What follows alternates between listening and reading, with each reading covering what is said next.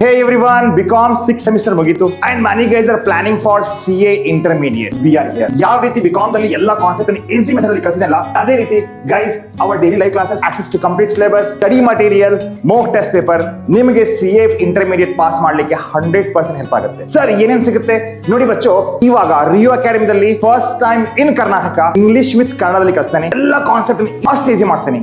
So ಈಗ ನಮ್ಮ CA intermediate group 1 ದಲ್ಲಿ ನಾವು ಕ್ಲಾಸ್ ಸ್ಟಾರ್ಟ್ ಮಾಡಿದೀವಿ. ಗ್ರೂಪ್ 1 ದಲ್ಲಿ advance accounting, corporate accounting and taxations. ಈಗ ಏನಾಗುತ್ತೆ, ಈ ಎರಡು ಗ್ರೂಪ್ ನಾನು ತಗೊಂಡು ಹೋಗ್ತೀನಿ, ಪಾಸ್ ಮಾಡ್ತೀನಿ ಅಂತ ಆಗಂಗಿಲ್ಲ.